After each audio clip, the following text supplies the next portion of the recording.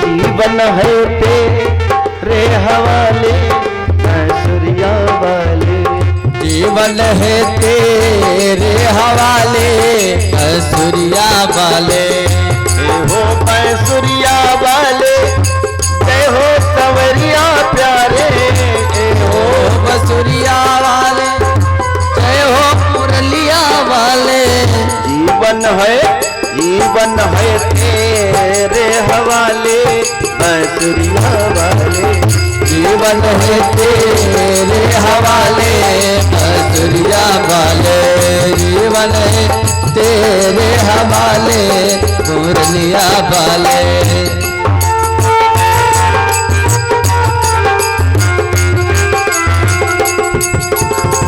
हम तो है कान्हा तेरी हाथ की बसुरिया। हम सब है कान्हा तेरी बांस की बसुरिया। हम सब है कान्हा तेरी बांस की बसुरिया।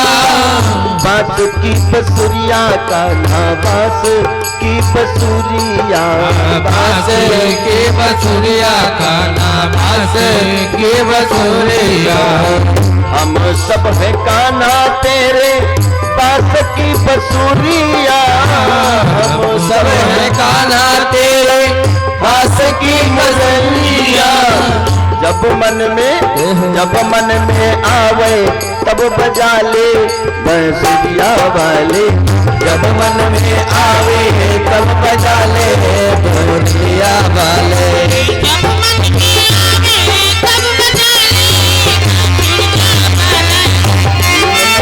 तेरे हवाले बांसुरिया वाले।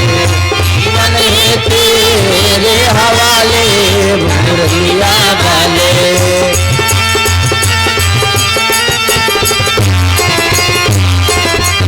हम सब है कान्हा तेरी काट काट पोतली। हम सब है कान्हा तेरी काट काट पुतली। हम सब है कान्हा तेरी काट काट पुतली। हम सब है कान्हा तेरी काट काट पुतली। काट काट पुतली कान्हा काट काट पुतली। काट काट पुतली कान्हा काट काट पुतली। हम सब है कान्हा तेरी काट काट पुतली। हम सब है कान्हा तेरी काट काट पुतली। चाहे तू जैसे नचा ले बांसुरिया वाले। चाहे तू जैसे नचा ले बांसुरिया वाले। चाहे तू जैसे नचा ले बांसुरिया वाले। चाहे तो जैसे नचा ले बांसुरिया वाले। जय हो सवरिया प्यारे, जय हो मुरलिया प्यारे। जय हो बांसुरिया वाले। जय हो तेरे हवाले मुरलिया वाले। जीवन है तेरे हवाले बांसुरिया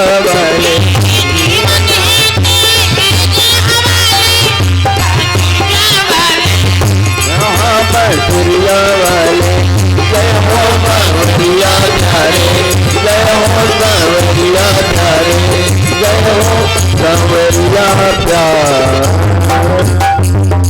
बोलिए बांके बिहारी लाल की जय। गुरु जी कहते हैं कि जीवन तेरे हवाले मुरलिया वाले। प्रभु आप जानो,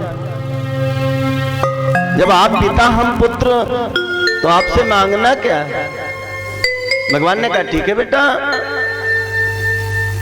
अब तुम जाओ अपने घर, राज सिंहासन तुम्हारा इंतजार कर रहा है। गुरु जी ने कहा राज सिंहासन क्यों इंतजार कर रहा है पिताजी? कहा जब तुम मेरी तपस्या करने चले आए थे उस समय तुम्हारी माता सुरुचि ने अपने उत्तम भैया को राज्य का कारोबार दिला दिया पिताजी से।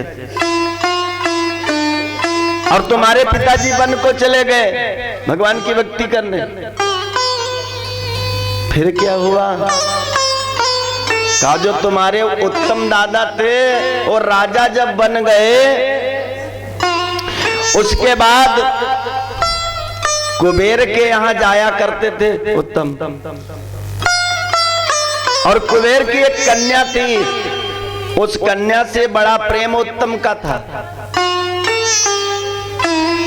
कुबेर से ये देखा नहीं गया, तो कुबेर ने अपने वज्र से उत्तम को मार दिया, इसलिए राज सिंहासन सूना पड़ा है। बेटा ध्रुव, अब तुम जाओ और पिता की राज सिंहासन को संभालो, और बेटा मेरा वरदान है, आशीर्वाद है, तुम अजर अमर रहोगे, और वहां का राज भोग कर, सुख भोग कर, उसके बाद तुमको अचल लोक की राज्य मिलेगी, जो कि अचल लोक के फाटक पर तुम विराजमान रहोगे, ध्रुव तारा बन करके रहोगे। आज ध्रुव जी वहां से आए हैं, तो सबसे पहले सौतेली माता के पास पहुंचे।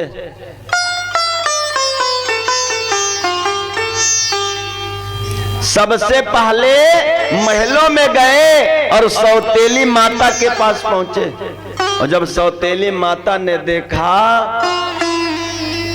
तो ध्रुव जी के सामने हाथ जोड़ करके खड़ी हुई। बेटा ध्रुव, मैंने जो तुम्हारे साथ घोर अन्याय किया, पाप किया, तो मेरा बेटा नहीं रहा, इसलिए हे बेटा ध्रुव, मुझे माफ कर दो, मैं बहुत बड़ी अभागिनी हूं। अरे तुम्हारा जो राज्य होना चाहिए, वो राज्य का सुख भाव मैंने छीन करके अपने पुत्र को दिलाया, लेकिन वो पुत्र मेरे हाथ नहीं लगा, इसलिए हे बेटा मुझे माफ कर देना। ध्रुव जी कहते नहीं नहीं माता सुरुचि, मेरी माता से तुम महान हो। क्यों? क्योंकि जो तुमने रास्ता मुझे बताई,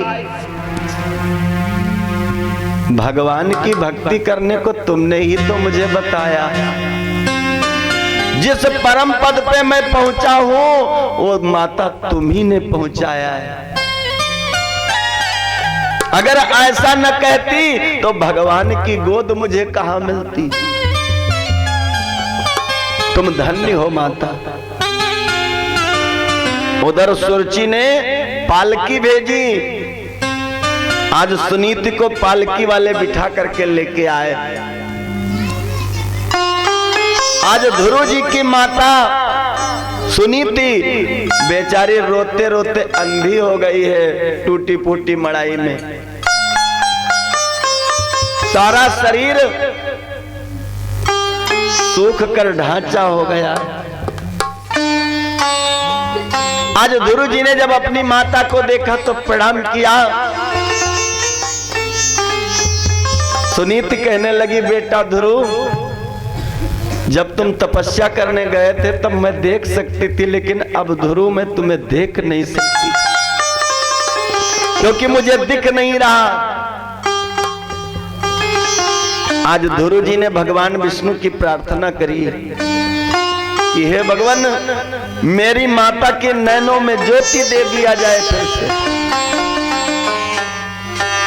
आज भगवान ने आदेश किया सूर्य नारायण के पुत्र अश्विनी कुमार को। अश्विनी कुमार आए और सुनीति के नैनों में नयन ज्योति पुनः फिर से दिया। आज माता ने अपने पुत्र का दर्शन किया। उसी समय भगवान विष्णु कुबेर को लेकर आए और गोद में नहीं खिलाता है, जो संसार का पिता है, अगर उसकी गोद में ध्रुव तुम पहुंच गए तो फिर कोई उतार नहीं सकता तुम्हें गोद से। किसी माता का बालक रो रहा हो तो माता समझाने लगती है कि भैया रो मत, तुमको मैं वो खिलौना ले दूंगी कि मेरा बालक चुप हो जाए। सुनीति कहती है जो परम पिता है, जो संसार का पिता है, उसकी गोद में तू पहुंचेगा फिर कोई उतारने वाला नहीं है। सुनीति सोच रही है कि हम ये बताएंगी तो ये रोना बंद कर देगा, ये बचपना है इसका। लेकिन ध्रुव जी ने कहा मैया वो परम पिता जो सारे संसार का पिता है, वो बताओ मुझे कैसे मिलेगा, मुझे क्या करना पड़ेगा मैया। सुनीति ने कहा बेटा ध्रुव, जब तुम बड़े हो जाओगे तो मैं तुम्हें आज्ञा दे दूंगी, वन चले जाना और वन में जाकर भगवान की तपस्या करना, और जब भगवान की तुम तपस्या करोगे तो भगवान तुम्हें गोद में ले लेंगे। इसलिए ध्रुव जी ने कहा अच्छा तो मैया अब मुझे आज्ञा दो, मैं वन को जाऊंगा। सुनीति कहती नहीं नहीं बेटा अभी तुम छोटे हो, जब बड़े हो जाओगे तो मैं आज्ञा दे दूंगी। ध्रुव जी कहने लगे मैया जब मैं बड़ा हो जाऊंगा तो किसी की गोद की जरूरत ही क्या है, इसलिए मैया जाऊंगा तो आज जाऊंगा, वरना तुम्हारी सौगंध अन्न जल कुछ नहीं ग्रहण करूंगा। आज माता जी के चरणों में प्रणाम किए ध्रुव जी और चल दिए।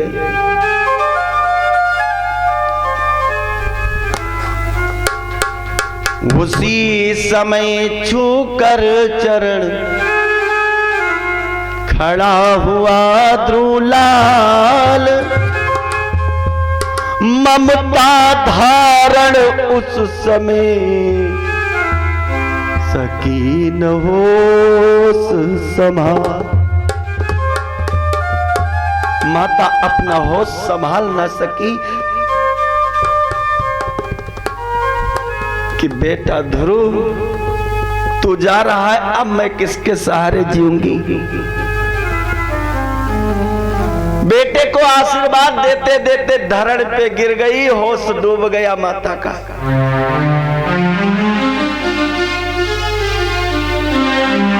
लेकिन ध्रुव जी के हृदय के अंदर भगवान की प्रतिमा विराजमान थी, उन्हें और कुछ नहीं दिखता था। मुझको भगवान की भक्ति करना है और भगवान की गोद में खेलना है। अब इस संसार के माया मोह बंधन से कोई मतलब नहीं।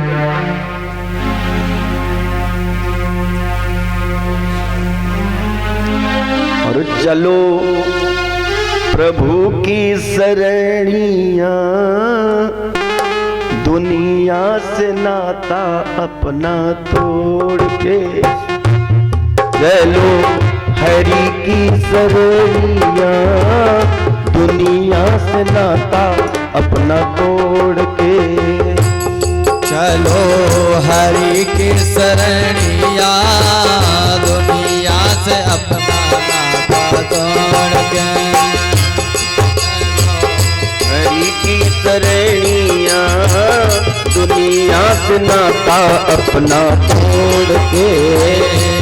चलो हरि की शरणिया, दुनिया से अपना नाता तोड़ के।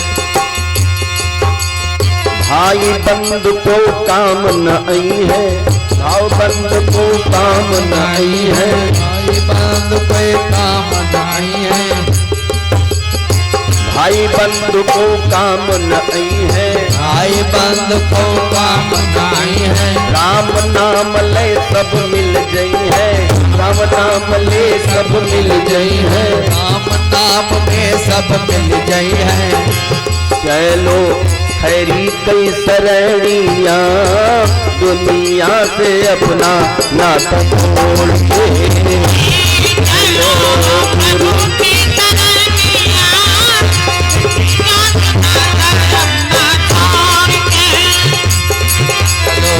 हरि की नगरिया दुनिया से अपना नाता तोड़ के गुरु की शरणिया दुनिया से अपना नाता तोड़ के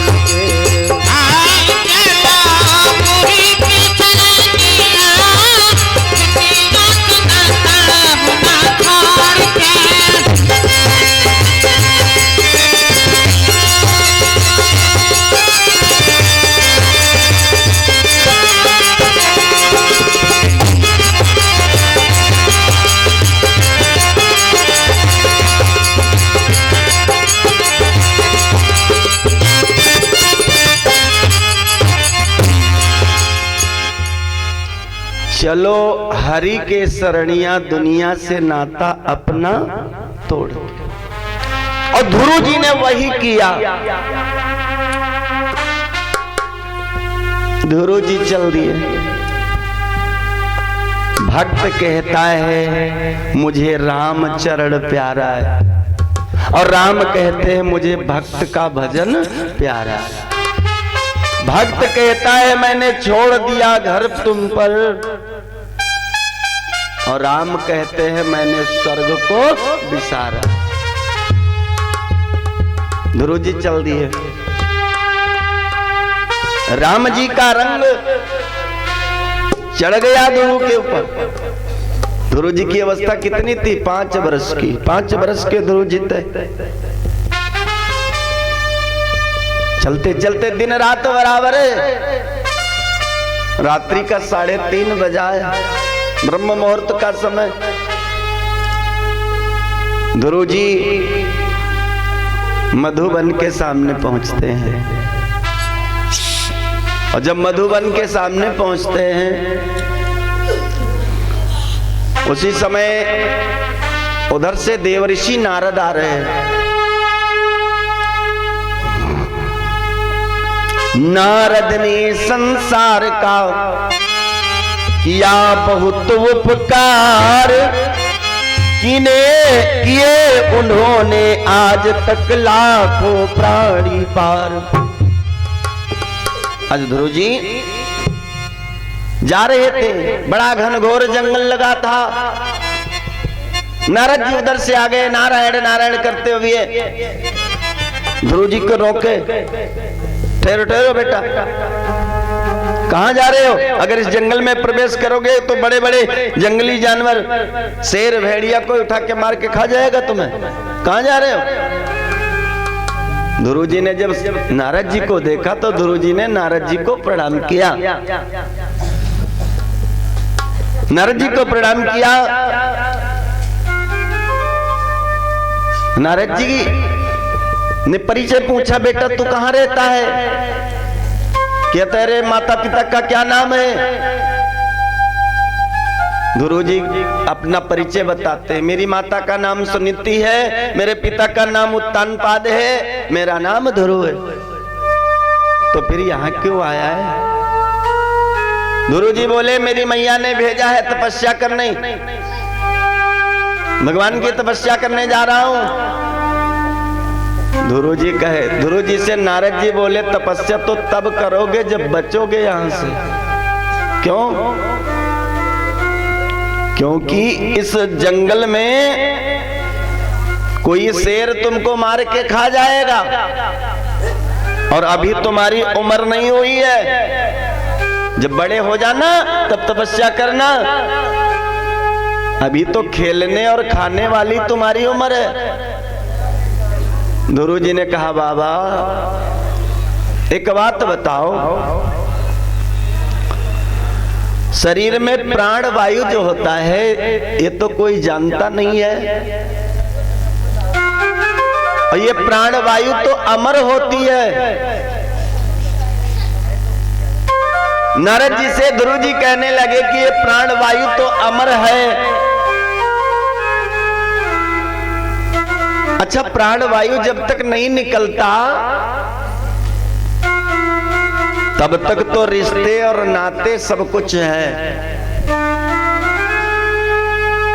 अच्छा बाबा, एक बात बताओ, तुम जंगली जानवरों का डर मुझे बता रहे हो, तो बाबा मान लिया प्राण निकल जाते हैं, उसके बाद इस शरीर को लोग क्या करते हैं, क्योंकि ये नश्वर हो जाता है और ये नश्वर हो जाता है, तो इस शरीर को लोग आग लगा देते हैं, कोई जल में डाल देता है और प्राणवायु तो भगवान में लीन हो जाती है।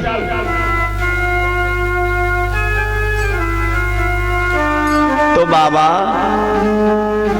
अगर मेरे इस शरीर को कोई जंगली जानवर भक्षण कर जाए तो कितना पुण्य मिलेगा बाबा?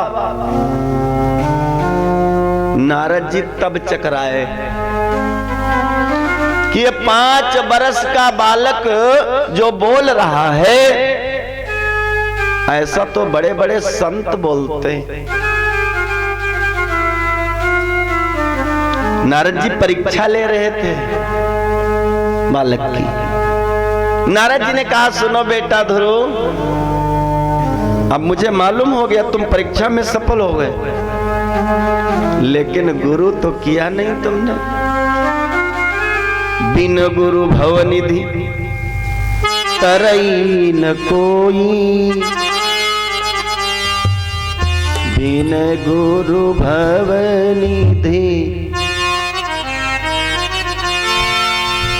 तरई न कोई, सो बिरंची शंकर सम होई।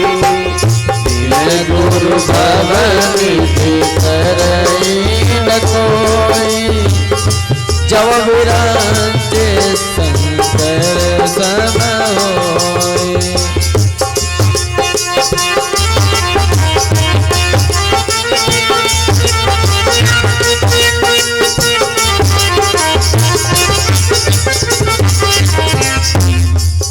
यानी बिन गुरु भवनिधि तरई न कोई, बिना गुरु के भवनिधि कोई पार नहीं। मोक्ष मूलम गुरु कृपा। बेटा ध्रुव, अब मुझे मालूम हो गया। नारद जी कहते हैं कि मान लिया ये तपस्या करेगा, भगवान इसके सामने आएंगे, लेकिन जैसा इस ध्रुव का भाव है वैसा भाव ये नहीं पाएगा, क्योंकि भगवान को पहचानने में ये आंखें सामर्थ्य नहीं है। आंखें सामर्थ्य होती हैं गुरु की कृपा से, जो अंधकार को दूर कर दे, ज्ञान के प्रकाश को भर दे, उसी का नाम होता है गुरु।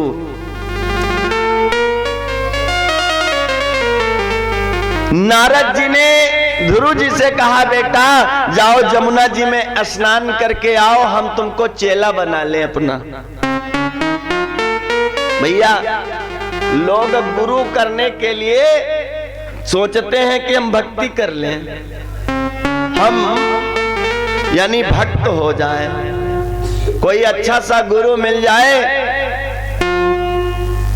तो लोग ढूंढा करते हैं, लेकिन ध्रुव जी को स्वयं गुरु जी मिल गए, जाकर के ढूंढने की जरूरत नहीं पड़ी। यमुना जी में स्नान किया,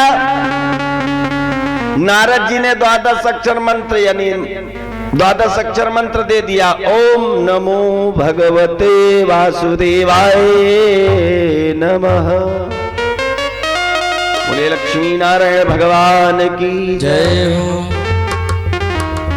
आज नारद जी ने ध्रुव जी को मंत्र दे दिया और नारद जी ने मंत्र दे दिया और ध्रुव जी को रास्ता बता दी, जाओ चल दिए।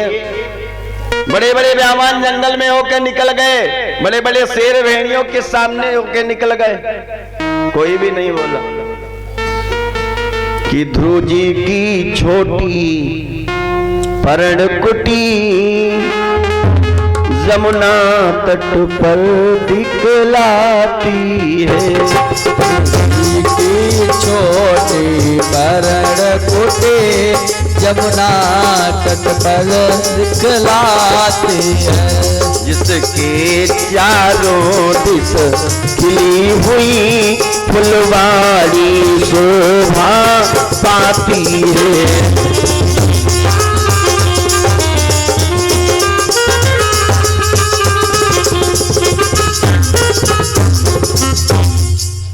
नारद जी ने मंत्र दे दिया, ध्रुव जी की पर्णकुटी यमुना तट पर आज वहीं तपस्या करने लगे। ओम नमो भगवते वासुदेवाय नमः। अब गुरु वाली बात थोड़ा सा बता दे, एक बात याद आ गई। सेठ सेठाइन दो लोग रहे, तो सेठ एक दिन सेठाइन से कहा लगे, सेठाइन कहा लगी कहा तो कहनी हमारा मन कहते बुढ़ौती वक्त आ ही गए हैं, हम तुम दोनों जने मंत्र ले ली जाए, भगत हो जावा जाए। सेठाइन कहा लगी भाई हमें कहा होगा है बाद में लीन जाए मंत्र, भाई कोई जरूरत ना है भगत हो के। सेठ गए गुस्साए, सेठ कहन तुम ले मंत्र चाहे ना ले, अब हम अकेले ले ले। बिट्टू आई गई